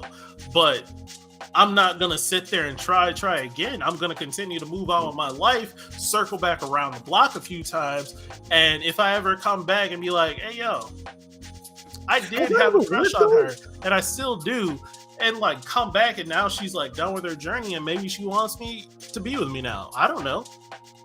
Has there been a time where you've done that, where you've like got told no at first and then tried to come back and was like yes later? And how did that work out for you? Yes, it has happened. And how it worked out is I'm single right now. Well, even with a job though, has that worked out where you applied for some shit and they didn't get it and then was just like, I'm here again? No, I applied to so many jobs that I couldn't tell you how many jobs I applied to. I probably applied to some jobs multiple times. I've just never, like, dating wise, there's time, but this is also a little thing about me that I know you would never do, but I ended up doing it because I am a fool. If I'm feeling a girl and she says no, and then like I just become friends with her because she's that cool, that's fine with, like, for the most part. That used to be fine with me. I have enough friends now, And that is what I literally tell people is I have enough friends. I don't need more right now. Especially since I like you and I don't want to deal with that. But back in the day, I used to just be like, yeah, sure, I can be friends with you and still have the crush on you. Nope. Yeah. I used to be a fucking niglet. I don't know. It was what not the fuck? What do you mean? I used to be a terrible person. That's all. In what aspect, bro? I'll be waiting for these stories to pop up. I used to be the friend, that would like. I was pretty much just around waiting for you to be single so I can get with you. Just waiting for somebody to get sick and be like, "Oh, I'm still on the hunt, but I'll wait till you're a little bit weaker to get it." You wow. Wolves don't stop chasing their prey if they start running away after they get bit. They wait till that nigga bleed out and eat that nigga once he falls. Oh, I thought you didn't like when people dehumanize you, bro. The pouncer. Were you the nigga? Where my hug? Where my hug at, nigga? That hurt. Have I used that statement? Yes, I have. I used to be. Where my hug at? Get over here. Touch me. Oh my god. You need to be locked up. No, I don't know.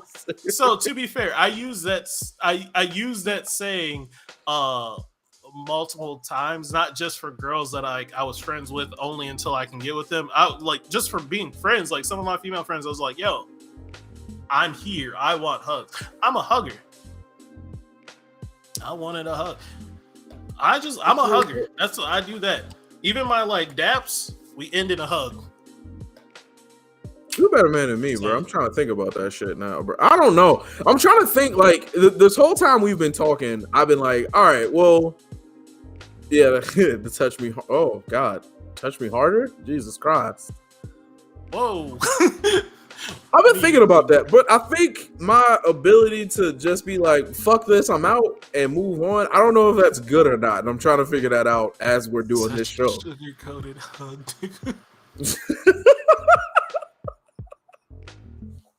You're gonna stop talking about me like that. And I see that you're typing normally, but to me, it feels like you're typing in all caps. Sugar-coated hug, nigga. It really feels like she's typing in all caps, just at me. At me. Oh, that's just a funny ass phrase. Sugar-coated hug, nigga. Holy fuck. Oh, man. No, I asked you because we're friends. Do you think, hey, man, my ability to be like, nah, I'm gonna leave. I'm gonna just get right the fuck up out of here. Girl, you don't put up with anything. Bro. Like, you out. And it makes sense, but you're not a hunter. You're not in the sense of like dating, you're not a hunter. You're not someone that's like, I see somebody I like and I want that. I'm going to try to figure that out. You should side eye. I'm giving a scream. Pussy means guns. Yeah. I don't know, man. Too. But no, like you don't even lay traps. You're just not the hunter. No offense to you, my friend. You're not the hunter. You're like, you are. All right, let me finish this analogy before you. I'm waiting for the disrespect. You laughing too much, and I'm waiting for you to say something out of pocket. I'm not disrespecting you. I'm not. So there's like, as he thought of disrespect. It's not disrespectful. You're gonna take it as disrespect, but it's not disrespectful. But you're not a hunter. All right, go ahead. You're not a hunter. You are, when it comes to animals, you are fucking like the fucking Disney princess that literally just exists, and then animals fly to you, and then you'll accept it. You won't ever be like, I want that animal. You're like, this animal flew to me, so now it's mine. And that's who you are. And that's not a bad thing. That's just how you work. I am the one that's just like, I see it, I bit its leg, and now it's going to bleed out. I don't do the bleed out part anymore. That's old me. That was when I had more stamina to just keep chasing. Now I'm like, I'll bite, and if it's not a one hit KO, I'm like, all right, look. Right. So we all heard that shit, right? I just wanted to, because I had to take a second. It was like, should I verbally shoot this nigga yet? No. Should I? I was waiting for the thing, but you did. You just called me Snow fucking White. You just called me Cinder Jarrell. That's how you feel in your heart. Huh? In your spirit. That's the nigga I am to you. When you describe me to people, you say, Jarrell, this grown-ass man, is a fucking Disney princess. You're a wolf. And I'm a Disney. I'm saying. Great one. That's actually a great one. That's what you said. You called yourself a wolf. They bleeding out, use all these cold-blooded adjectives, and said, I'm a nigga that sings at the window. I don't even like birds like that. I don't even fuck with them. Yeah, they had foxes and shit coming up to them too, and elk and shit. Wow, nigga. So I'm Aquaman with no water. That's what you telling me. I'm Dr. Doolittle out there. Give me a different analogy of what you are then. Give me a different analogy. A nigga just living his life. I'm just a guy who lives life. Yeah, Cinderella. It was better than being called a Disney princess, Chris. Wow. I said what I said. But I'm mad because this is going to end up being a clip for the show. You took it as a shot. How is calling me a Disney princess not a shot, Miles? Explain that in any universe. Because again, I just because you say it with a smile don't make it better, bro. I'll explain it again. Only in the sense that fucking the animals come to you and just they're like, you are now in my pack. That's it. That's all I meant by that. I didn't have another analogy of you just existing, because that's what you said you do. You just a nigga existing. And don't try to use my words against me. I said them. Yeah. Those Disney princesses just exist and animals came to them. That is my analogy. We were talking about hunting and animals. I was just like, what's an analogy for animals coming to somebody? Disney. Jarrell. I'm happy you're having a good time, Paige. I'm happy you look forward to our show. Paige, can you tell them how good my hugs are?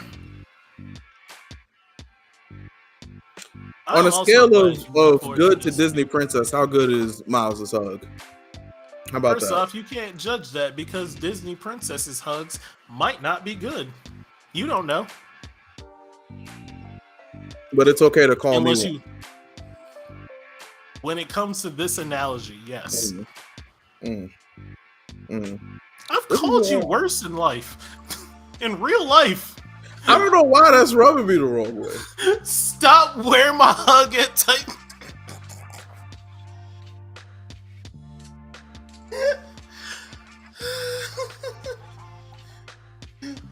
Silence means them hugs ain't good. Terrible. Thank you, Paige. Thank you. Now what?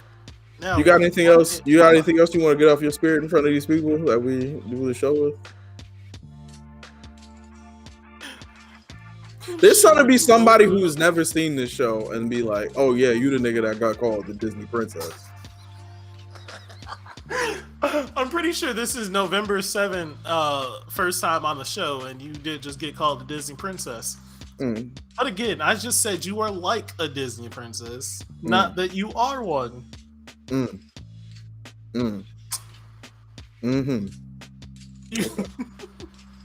Let's switch topics, man. I don't want to talk about it no more. That was a good joke. Not mad at it. It was a good one. I don't even know where we were talking about. We were still talking about rejection. We were talking about rejection. But pretty and much, then we're talking about dating moral of the story: if you get rejected, just move on. Go forward. I was about to say. For you. Listen, bro, don't worry. I would say don't internalize it. Anybody that's not wanting to be with you or rejecting the effort that you're putting in is doing you a huge favor, because they're not allowing you to spend time in an atmosphere that does not want you to be around it. So I was about to say, yeah, November's been here for a minute. No, he's been here for a minute. I've never. Oh, but I love it. Keep that same energy on me. Hell yeah, keep rocking with us. Coming back. Thank you for always coming in. I never recognized. My bad. Thank you so much, bro. But like I said, man, fuck what anybody else feels. I would say that's my only thing, bro. As your friend, seriously, I just hope you don't internalize it, whether it be career or whatever the fuck. I know when people say shit like that to you, you don't take it to heart, but like don't take none of that bullshit to heart, man. It's just an experience. You'll be all right without it. What else? What else were we talking about today? I forgot. Oh yeah, just going forward in the future and everything. That's something I actually did want to talk to you about, brother. I know we had conversations about this before, back and forth. Don't do that, Dajanique. Jesus Christ. You don't have to put on the villain cape all the time. Sometimes it's okay to walk away and leave shit alone. You don't really got to do that. You ain't got to show up at the family reunion with his uncle. That's a lot. That's really fucking aggressive. I'll talk to you about, like, when you feel stagnant, what are the things that you do to break out of that stagnation? When I feel stagnant, I need to feel be like you're trying to push forward in something and it's not really clicking. I need to be in a good surrounding. So like a lot of my stagnation is more like I'll feel like I'm in a rut for some reason, and it for me it starts environmentally. So like I take a day to clean, honestly. So like me cleaning, changing, like one thing that I do, I picked up a habit from my mom, and people think it's weird, but I don't. Love you, I Jackie. change my house around. Not that mom. Jackie thinks it's weird. My mom, Jeanette, you haven't met her, but yeah, you have. You've met her. But anyways, I change my house around every few months. So like, I will like deep clean, move my couches, move my TV, just swap around how my living room is, swap around how my bedroom is, and that helps me get out of the rut, because then it's just like my house is clean and I'm like, this is doing well, I want to do well, I'm gonna continue doing this, and then like I get out of my rut for the most part. Is like I have to make changes to my environment usually to help me make changes elsewhere. Okay, I'm with you. I don't know, man. It's not that I feel like I'm in a rut, but I'm starting to realize that the battery, and this goes a little bit too with this question right here, which is what do you guys do? Oh, now I wanted to ask you guys last week, what helped you stay focused and motivate you to be creative? Me personally, it's two things. I feel like I'm usually in a creative space, and I feel like I like making jokes. I like laughing. I like saying funny shit. I like being silly and talking wild shit with my friends. But also, part of me, like the part of me that wants to push shit forward and be really great at it, it just drives from this thing of like wanting to prove people wrong and wanting to also be the best absolute version of myself. And I definitely say, like, as of recently, I've gotten to a new point in my life where, like, a lot of things feel really good, and it feels like my motivations are changing. Like, it's not usually anger-based. It's not based on trying to prove something wrong. It's just trying to be the best version of me. But when you change energy, it kind of, I don't know how to explain it. It's like putting new gas in the car. Like, sometimes the car feels a little bit off, but you're learning how to drive with it. You feel me? Not with the analogy. I had you until the analogy. I used to attack things aggressively, and now I'm learning that it doesn't always have to be so damn aggressive. You can just kind of mellow out and push and move back. However, it's causing me to feel. What is this about? What is this about? What you just said? No, I don't want to now. What's up? What's up? This is a conversation. You can repeat that. Just say it one more time. What? That I don't need to be as aggressive? That part. All right, oh cool. Man, but you know what? I'm gonna find the show. Me saying that, hold on. With me saying that though, it comes from me being like, but now what? Now what's the thing? Like, I want to be the best version of myself, but now I'm in a place where I'm comfortable, and that's bothersome. I just want to find the episode that we had last year. Mm-hmm. You were just like always aggressive. Oh, I'm like, nah, you could take some stuff mellow that shit out. Like, you don't need to be aggressive all the time. And now you're like, I found out you don't need to be aggressive all the time. And I'm like, I'm saying no. Now I'm saying like I'm trying some different shit, but I don't really like it. And also I need to find different things to keep that other part. Like I don't like this. Being angry and aggressive all day? I don't like being angry. I'm not even really angry all the time. It's just there's something in me that goes, no, we got to shit on some people. Still in this. Wait, still who? In this chat. Keith. He's somewhere in here. He's around. Look, Keith, I know Keith is probably here. He chaps in. I just want him to be here to hear you say this bullshit of I don't like being angry all day. I'm not never angry all day. That's my whole thing. I never liked being angry. It wasn't necessarily anger. However, it was a thing in me going, and you kept I gotta go fucking get it. And that's the other part of you saying, it's not anger. I'm not mad. I'm like, have you heard yourself? Have you heard yourself? You know what you told me today? You know what words came out of your mouth today? Oh, please tell me, black man. PSN is gonna have to ban me because I'm gonna start talking reckless to these people in chat. These people need to get yelled at, and I'm like, no, chill out. They know they bad. You don't need to tell them they bad. What you mean they know they bad? They don't know they bad, bro. You don't think the person that's going 1-8 in a game thinks like, man, I did pretty well that game? No. But that's my point. They're doing nothing to change it. They're consistently ass. So now that puts me in a position. How do you know that they're doing nothing? Maybe they're doing something. It's just small steps. It's not enough. It's not enough. You only see the one part, and then you're like, you're bad. It's not enough. If I only have one interaction with you and you're ass at it, everything I know about you is ass. It only takes one time for a person to tell you some fucked up shit before you like, hey, yo, I don't fuck with that motherfucker no more. Correct?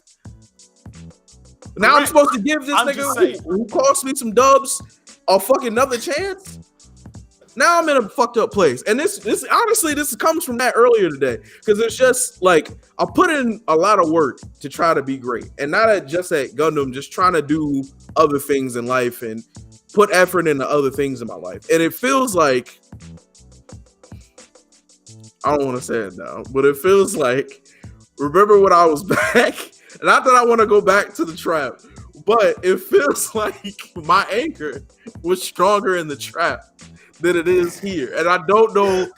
And it's not that I'm not grateful. It wasn't about the game. The anger was just, the game was the outlet for your anger. Your anger was you was next to crackheads. You could say that. Just say it out loud with your chest. You was out next door with crackhead. You ain't like it. You ain't want to be there. You was out. And now that you're in a spot that you like, look at your place. Just turn around and look at it. You got a couch. You got your favorite blanket. I had a couch. Bed looking nice. You got a couch. You ain't gonna treat me like the nigga from the fucking Blind Side when I got a bed, nigga. That's what we not finna do. That's a new couch, isn't it? Huh?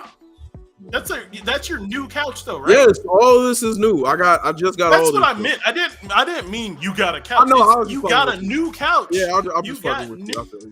Yeah, you got new shit. Like, you living in a new house that you like. You ain't living in the ghetto. You eating fresh shrimp daily, nigga. Bro. I'm saying, like, things in my life, and this is what I was saying about moving forward. Your life is looking forward. So yeah, of course the anger ain't as strong as it was in the terrible place. You just need to find the other thing that is not anger to motivate you. You've been motivated by anger for so long that now that you're in a place that don't like it's not feeding your anger, you need to find something else. You got to find the other thing, brother. You can't always rely on anger. You is not a Red Lantern. Sometimes you need a little bit of will it's in there. anger. It's not anger. It was just I still feel like I'm behind. I wonder if the crackhead is sad you left. It's funny you said that. It's hilarious you said that because as I was leaving, my friend was helping me move my stuff out. And she was like, it looks like they're sad that you're not going to be around anymore.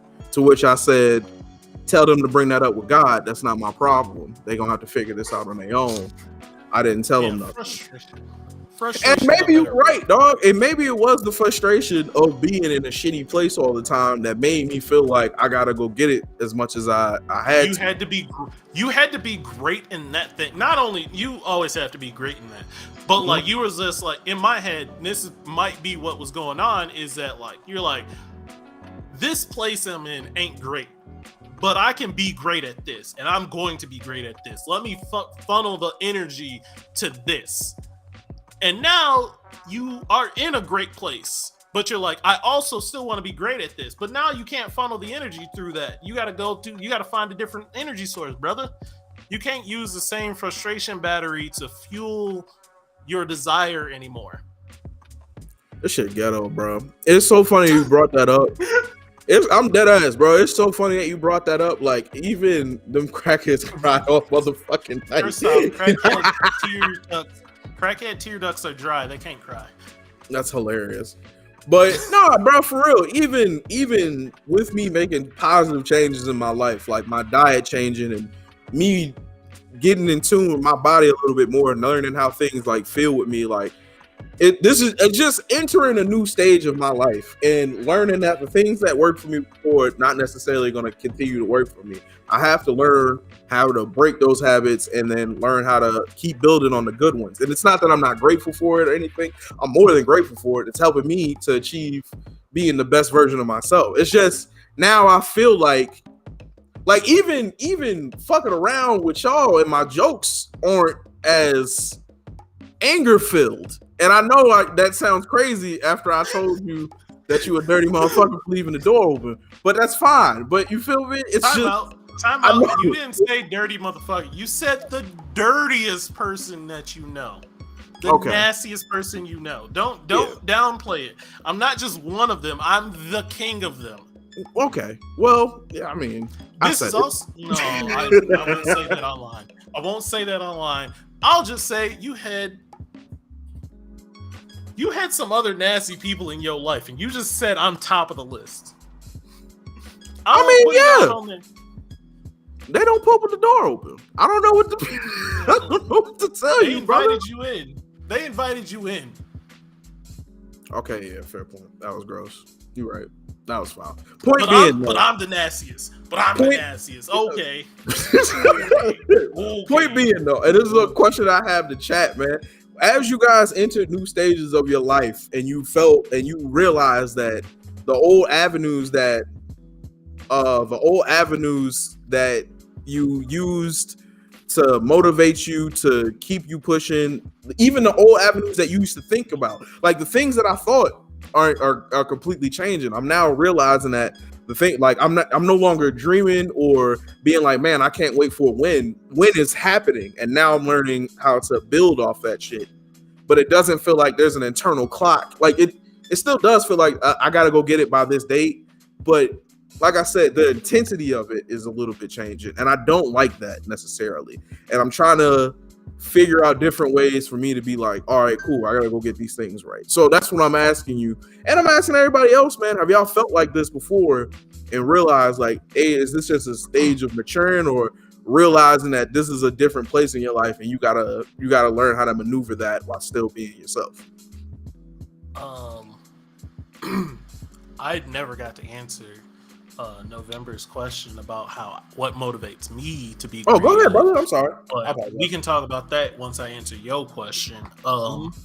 So I have felt like that, where like the previous motivations in life changed for me, and that's again because I used to be like straight up, I used to be more toxic to myself and to others without me knowing that I was toxic. It was just like that's how I was. And I learned that the motivations that I used to have aren't the same motivations that I have now. I have matured from those motivations. It was a strange change. It's like it doesn't feel right, bro. But at the same time, like it feels good to no longer use toxic motivation to do things anymore. I motivate myself to do them with different ways. So like,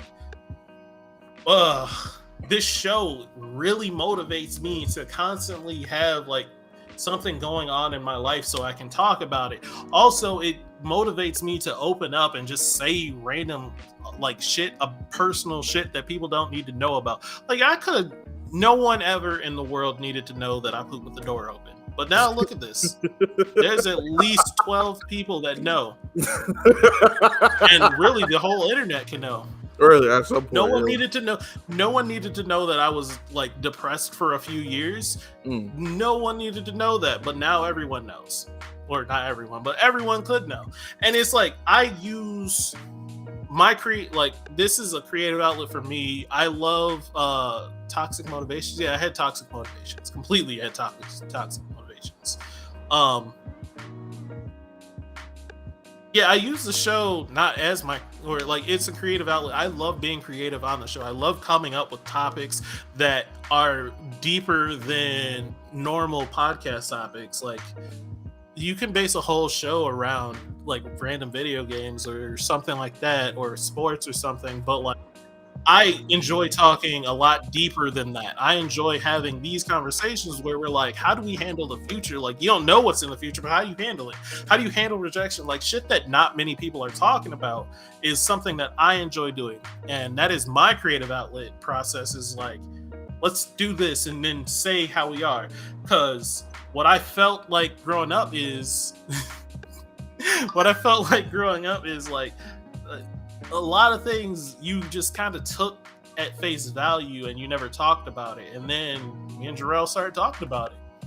We just started having real conversations, and then this happened. So you want to know, here's a toxic motivation that I used to have. Completely girls used to be my motivation for almost everything I did. If I wanted to go out, it was for girls. If I got nice things in my house, it was for girls. The car I drove, mostly because girls would like it. I had a very toxic, I felt that was toxic because I didn't really do things for the right reasons. I just did things because I felt like that's what I needed to do to push myself forward and get girls in my life. Because all I really wanted was like to find love. That's all I ever really wanted. I still want to find love, but now it's not my motivation. My motivation isn't to find love. My motivation is to make me happy by doing whatever I kind of want at that time. Right now is this podcast. It's also going to be traveling soon.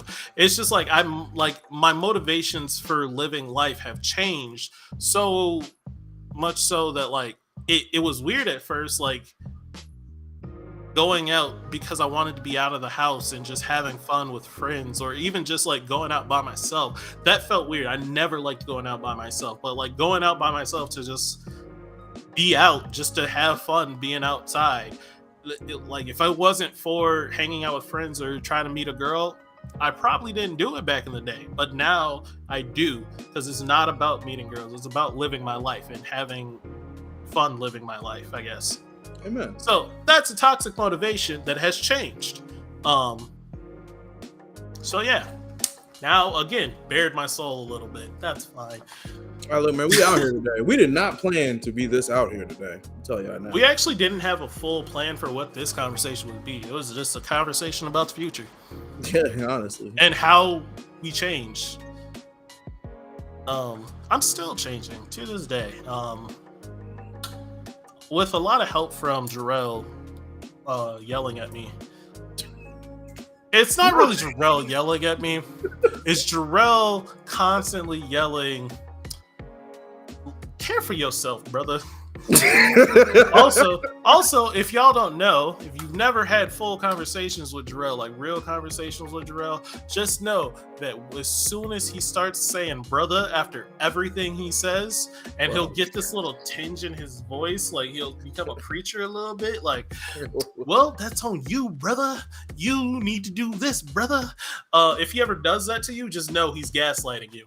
Wait a minute. Wait a second, bro. Don't put that out there on me.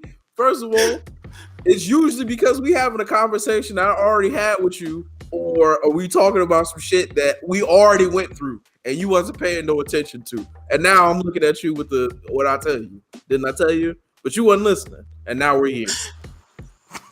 I don't gaslight people. I just, it is what it is. I'm just letting you explain yourself. These are your words. All of those were your words that you said against you. I don't know what else I can say. These are your words, my brother. I don't know what you want from me. Bruh, you said these threw things. It out there. That means he's trying to gaslight me. Oh, see? God, he's bro. trying to gaslight me. Not... You said these. I didn't say them. You said them, brother. You believe this, right, brother? You said this. Gaslighting. These are your words. But I don't know, man. I feel you on that 100%, bro. I keep having to remind myself that this is a journey and there's no real end destination. You're just going along a way, and that sometimes sometimes where you're at changes, where you're doing changes and everything like that. Like I said, like we were talking about earlier this week, this was like a really big thing for me and a really big goal for me to get to.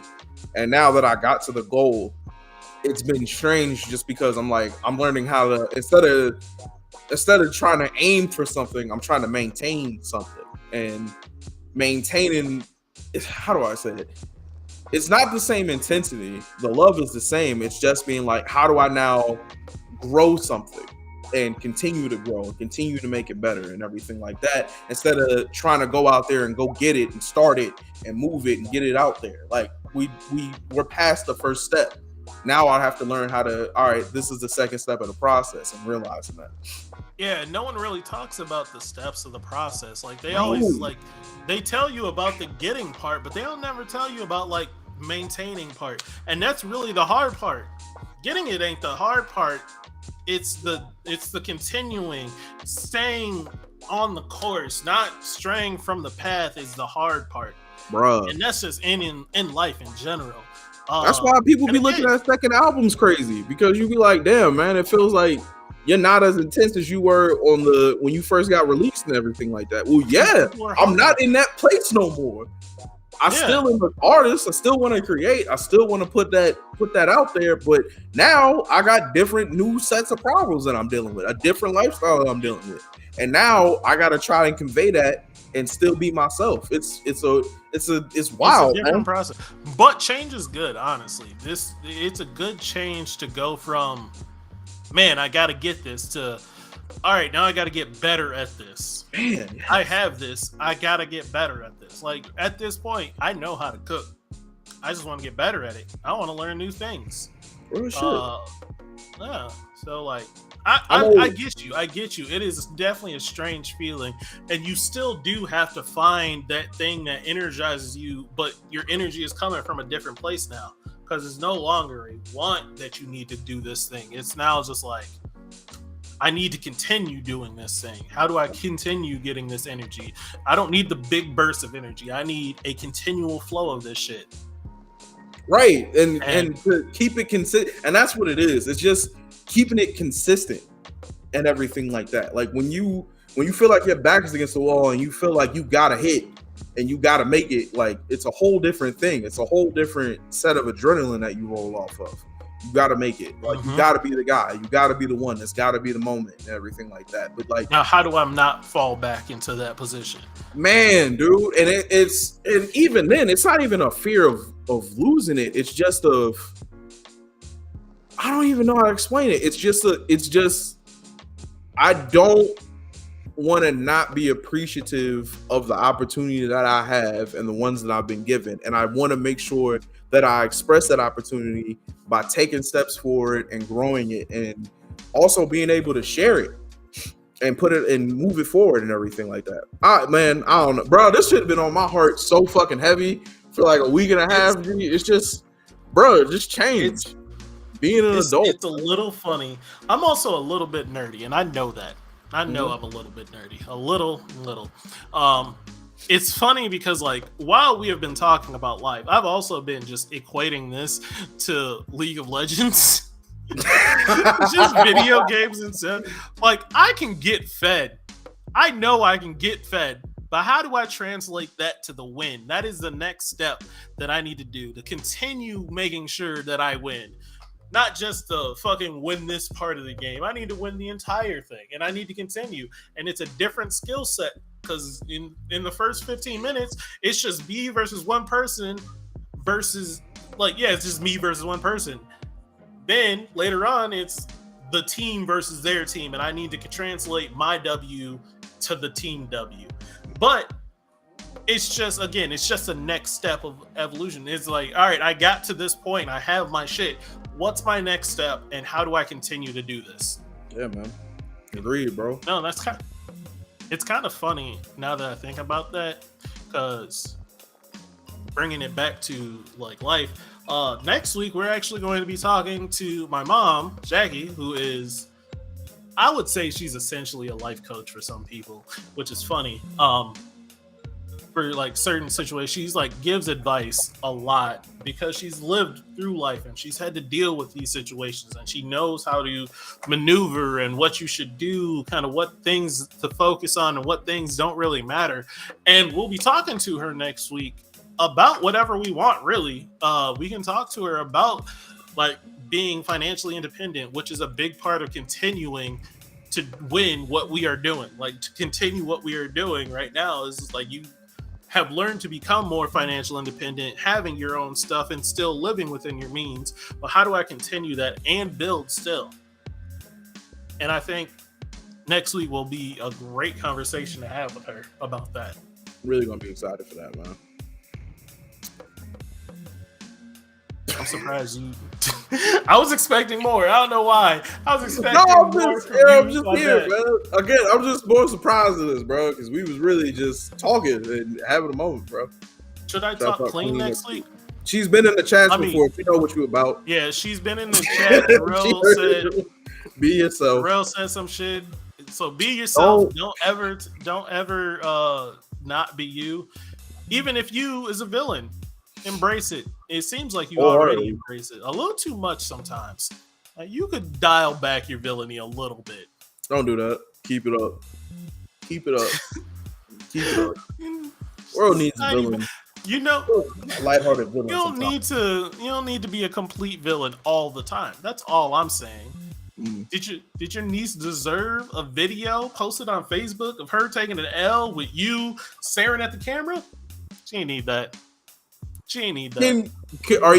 If you were to have kids, Miles, would you not do that to them? Take a video of them losing and post it on Facebook? No. Yeah. You wouldn't? No, I'm not doing that. No. Nah, bro. It'd be like, I'm physically incapable of dialing back. She approved of the video. I mean, I'm sure she did. I'm not going to, like, look. If my kids are old enough to take the L, I'm going to tell them beforehand, like, all right, I'm videotaping this. So if you get L'd, you take this L. It's on live. Like, it's on the internet. But, like, I'm not going to take a video of the last 10 minutes or the last lap of some being like, I won.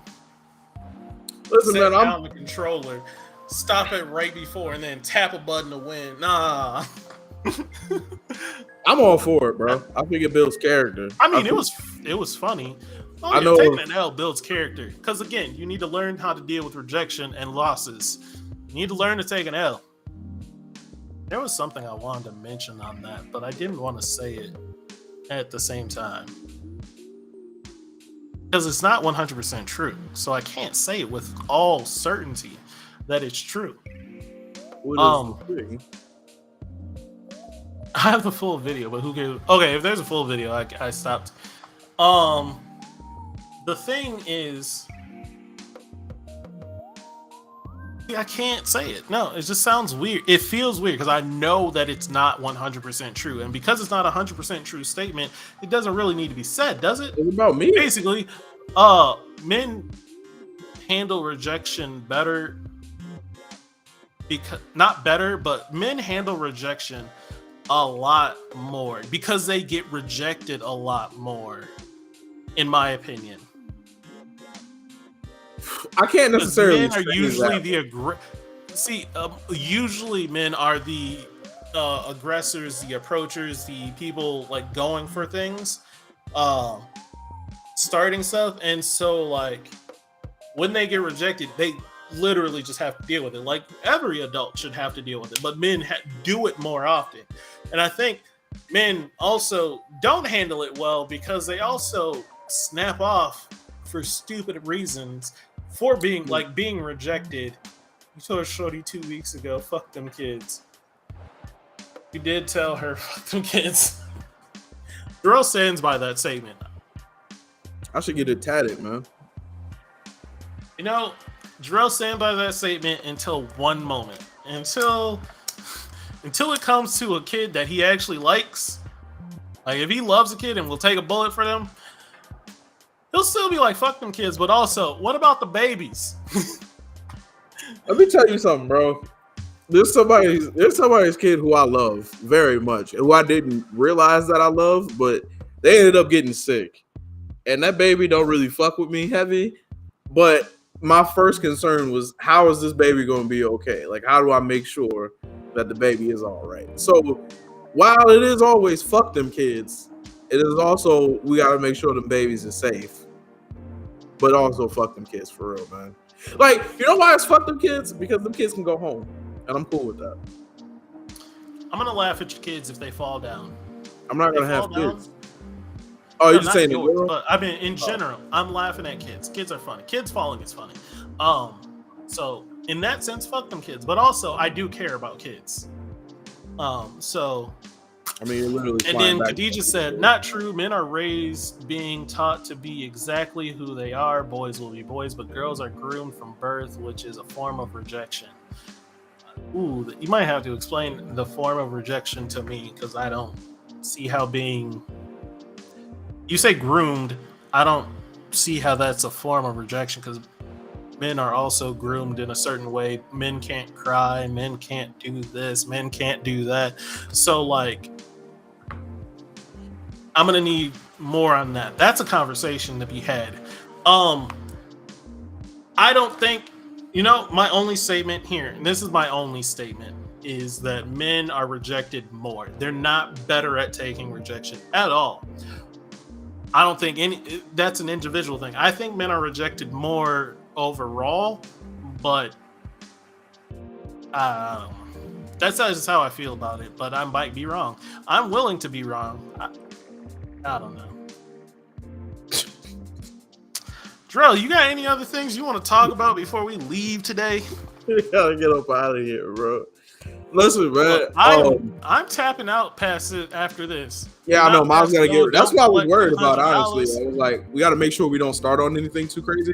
What's cracking, yo? Yo, what up? What's it called? I wanted to make sure that we didn't start on anything too crazy. Because you got to get up out of here. But listen, y'all.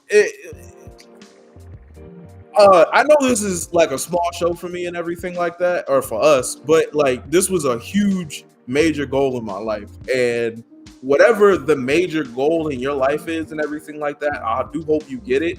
But be ready for that second step, yo, because you think you're ready for it and you can plan for it as hard as you want to and everything like that. But as you continue to do something and as you change and as your life changes, it becomes a different beast, and you got to learn how to be like, okay, cool, how do we maneuver around it? I know a lot of people don't talk about that, but it's such a major thing, bro, because the love and the want and the creativity is always going to be there, but it'll feel like you're internally changing or you're not able to hit it up to a second gear, and that's okay. It's all just a flow of things. You'll get there eventually. So that would be what I would like to leave people with. Life is a constant river of that is definitely something I can say for sure with this show. When we started it, again, all I wanted to do was talk to my brother, but also I've been wanting to be on a podcast with Jarrell for a while because he had one before. I was like, invite me, and it just never happened. Then this happened, and it was great. And then we started looking for the next steps of like what we do now, and we started prepping for things, but also like other parts didn't work out. So like we prepped for yes, like we prepped for guests, we prepped for AMAs, we got like business emails, told you guys to talk to us during this thing. And while all these things, like some of these things worked out, the guest is a big hit, but like the email, no one really emailing us, no one asking us questions. Like that didn't happen. We had an idea for a show where we were gonna do a debate, like me and Jarrell were gonna debate with a third party like judge. That didn't happen because we just couldn't find. Yo, that's still an idea. I very much believe. That's still an idea. We're gonna get to it one way or another, but again, yeah, we're gonna do it. It just takes time. Yeah. And that's okay. We're moving in silence. That's okay. Also, we had a show where it was gonna be an advice column from us where you guys ask us for advice, but again, it's stuff that like we have these ideas and we have these wants to move through the next steps, but we just got to let them come when they come. Like if people want to do certain things, we got to do it. We can't force topics for the most part. I found out that's something big that I learned is that we can't force topics, not only because me and Jarrell don't stay on track for the most part, but also like forcing a topic. We're only as good as you guys are. Like, we're only as good as you guys allow us to be. If you guys aren't here, it's just us two talking to no one. So again, thank you for being here. You guys are a big part of this show, and we want to continue having you be a big part of the show. That's what I want this podcast to be a little bit different, is that I don't want it to be something you just listen to in the car when you're driving. I mean, still do that. But I want you to be like, oh man, let's go participate in this conversation.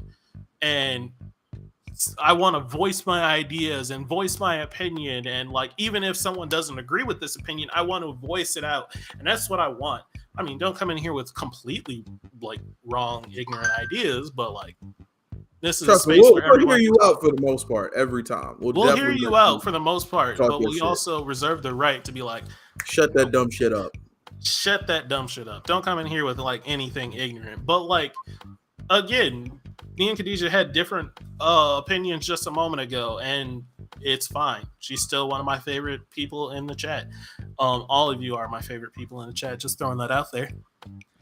But it is 10:01. I need to go to bed. I have a flight at 3 a.m. I'm not staying up late today. All right, but let's close this out. Listen, we love all of you. Thank you guys for coming to today's show. We hope you guys left with something or saw something different. Make sure that you're subscribed to the channel if you're not subscribed. Make sure you share the show for us and everything like that. We're at 82. We're literally 18 people away from finally having 100. Thank God. And oh man, we're coming up on a year anniversary a little bit. What was it? April was when we started? Yeah, March. April. Oh my God. Started. Yeah. So we're coming up on a year anniversary. She said, liar, get off my.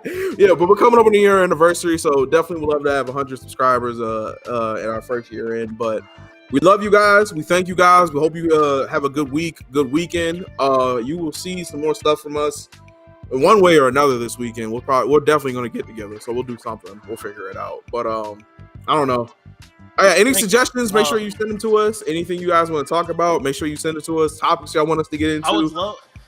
I would love to have more activity on the Facebook page, whether you want to just send us a post of something you thought was funny that might relate to us or that we would find funny. Go ahead and post it on BOF.podcast show on Facebook. Follow us subscribe to the YouTube, follow us on Facebook, follow us on Twitter. We're on Twitter now. We are on the TikTok. And yeah, thank you for being here. Thank you for stopping by. Thank you for sharing. Thank you for liking. Thank you for chatting. I'm out. I'm going to bed. Yeah, we gotta go. I gotta go to the bathroom.